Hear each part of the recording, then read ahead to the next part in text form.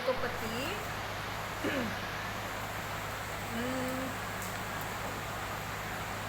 Saya menyampaikan sesuatu yang sesuai dengan kesepakatan kami semula, bahwa kami mau melakukan sesuatu untuk almarhum. Jadi meskipun dia sudah meninggal, saya berjanji, sepakat dan komit bahwa saya akan melakukannya biar dia sudah tidak ada gitu. Jadi setelah itu, 2 minggu setelah itu, saya merumuskan Clary Creative Institute yang di launching itu tepat di ulang tahunnya Clary 12 Februari 2016. Itu lahirnya Clary Creative Institute. Namun yayasan itu tidak buka rekening dan tidak buka donasi. Kenapa? Saya merasa cinta saya dan dia tidak mau dikacaukan dengan apapun yang berhubungan dengan uang. Ya. Jadi saya pikir saya akan melakukannya dengan sumber daya saya sendiri. Kemudian keliling Maluku awal mulanya saya lakukan untuk menghibur hati sebenarnya, karena saya kehilangan. Saya keliling Maluku, lihat keindahannya, lihat juga di Moa. Siapa udah pernah ke Moa, ya kan? Ke Saparua, lihat benteng, kemudian ke Aru juga yang katanya mutiaranya, ada burungnya yang bagus, keliling lah sampai ke Seram, ke Binaya dan lain-lain ya, seperti itu. Kemudian ketika di Aru ini saya melihat di balik keindahan alamnya, ternyata di Aru ini paling banyak jumlah anak-anak disabilitas yang saya temui. Awalnya dari salah satu relawan saya. Adiknya membutuhkan kursi roda sehingga saya bantu. Lalu ketika saya mau pulang ke Jakarta, dia menanyakan sesuatu, apakah saya mau membantu anak-anak yang lain selain adiknya. Saya bilang, oh ya sudah, kalau gitu kita jalan aja. Jadi mulailah ke situ, semakin intens saya kesini. Udah berapa kali, Jen? 7 apa 8? 7 ya. Nah, jadi jumlahnya pun juga tidak main-main. Sekali datang bisa 30, bisa 2. Bahkan kali ini kalau kita tidak miss di 20 bisa 77 anak disabilitas dengan kondisi macam-macam. Ada yang tunarungu, tunawicara, tunadaksa, bahkan tunaganda juga ada, bahkan banyak. Jadi memiliki keterbatasan fisik dan kognitif ya lebih dari 1. Kemudian kalau ditanyakan dari mana sumber untuk melakukan semua usaha-usaha ini, ya berat sekali ngomong soal cinta ini ya. Jadi saya bekerja lebih giat daripada sebelum Clary meninggal. Jadi saya bahkan bikin perusahaan baru, kemudian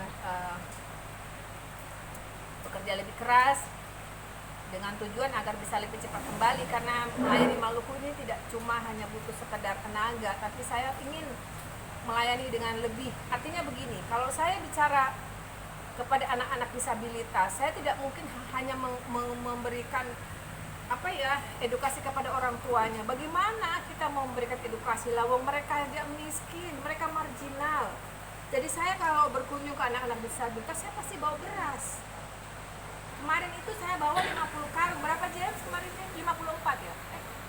Di Dobo. Di Dobo? 20. Di Kecamatan Aru Tengah Timur 30. 34. Iya 30. 34 ya. Jadi itu, jadi beras, susu, karena gimana ya Pak ya? Kita ngunjungin doang, terus nggak sampai hati gitu loh. Saya mungkin bisa makan dan tidur enak di Jakarta, tapi saya tidak bisa membiarkan anak-anak itu gitu ya. Itulah. Jadi tolong dicatat kepada semua masyarakat di Maluku ya, mungkin juga siapapun yang mengenal saya ataupun yang belum pernah mengenal saya ke Maluku tidak ada agenda politik. Saya bukan anggota partai manapun, bisa dicek, dan saya bukan wakil dari pemerintah, tidak pernah mendapatkan dana dari luar negeri, dan saya tidak buka donasi apapun. Semuanya saya lakukan dari penghasilan saya pribadi ya. Kalau Anda bertanya kenapa, mungkin bisa saja, mungkin saja, karena mungkin saja ini udah bagian dari rencana Tuhan. Kalau saya bertanya ke dalam hati saya, lelah, sangat melelahkan. ya. Tapi saya mau melakukan ini sebagaimana Clary juga berjuang untuk saya. Jadi saya juga mau berjuang ini untuk Clary gitu. Jadi urusannya apa ya, harus ada yang saya selesaikan dengan Clary. Dan apa yang kami mulai di Maluku harus kami akhiri di Maluku. Saya pikir itu. Apakah berapa banyak wilayah yang sudah diketahui? Seluruh Maluku. Seluruh Maluku. 11 kabupaten kota Ya, tinggal buruh yang masih dalam proses. penjajakan karena belum ada laporan dari sana. Kalau saya belum sampai sana. Kalau yang lainnya sudah. Tapi yang paling intens adalah di Kepulauan Aru karena paling banyak tuh di sini. Entah karena kondisi geografisnya, ya katanya sulit. Masa sulit? Saya bukan Maluku bisa kok sampai, ya. Ini aja kok, cuma butuh cinta di dada kalian untuk sampai ke pelosok-pelosok Maluku. Benar nggak?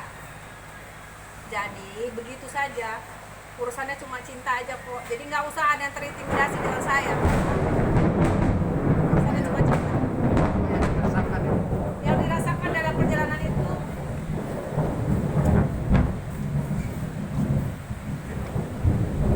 apa ya?